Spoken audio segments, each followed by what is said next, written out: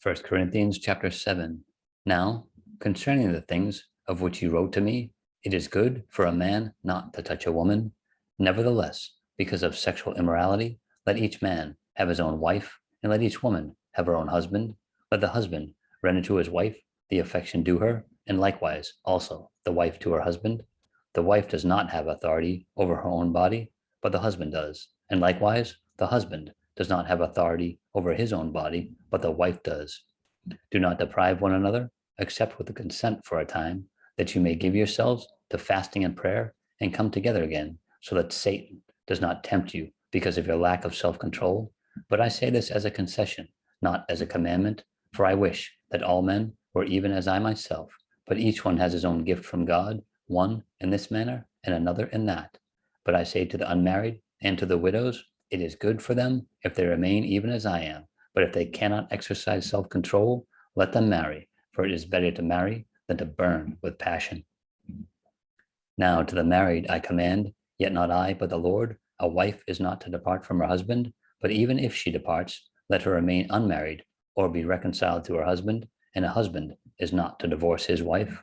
But to the rest, I, not the Lord, say, if any brother has a wife who does not believe, and she is willing to live with him, let him not divorce her. And if a woman who has a husband who does not believe, if he is willing to live with her, let her not divorce him. For the unbelieving husband is sanctified by the wife, and the unbelieving wife is sanctified by the husband. Otherwise, your children would be unclean, but now they are holy. But if the unbeliever departs, let him depart. A brother or a sister is not under bondage in such cases, but God has called us to peace.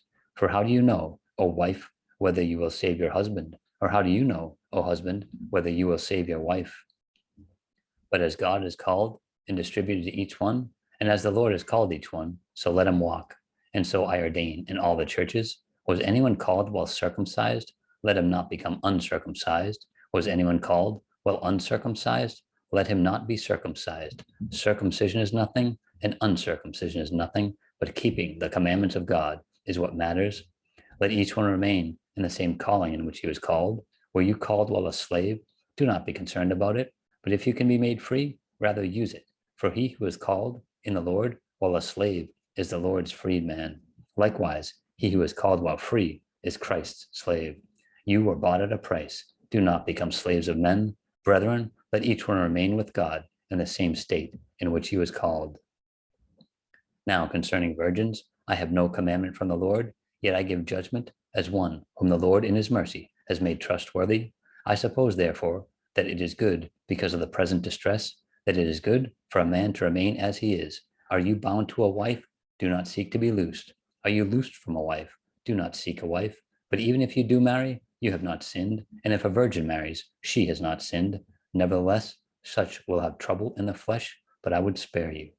But this I say, brethren, the time is short, so that from now on, even those who have wives should be as though they had none, those who weep as though they did not weep, those who rejoice as though they did not rejoice, those who buy as though they did not possess, and those who use this world as not misusing it. For the form of this world is passing away.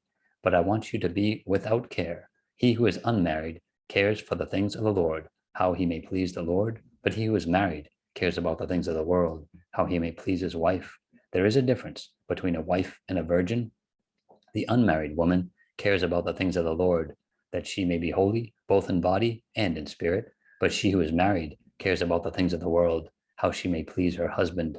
And this I say for your own profit, not that I may put a leash on you, but for what is proper, and that you may serve the Lord without distraction. But if any man thinks he is behaving improperly toward his virgin, if she is past the flower of youth, and thus it must be, let him do what he wishes. He does not sin, let them marry. Nevertheless, he who stands steadfast in his heart, having no necessity, but has power over his own will, and has so determined in his heart that he will keep his virgin, does well. So then, he who gives her in marriage does well, but he who does not give her in marriage does better. A wife is bound by law as long as her husband lives, but if her husband dies, she is at liberty to be married to whom she wishes, only in the Lord, but she is happier if she remains as she is, according to my judgment, and I think I also have the Spirit of God.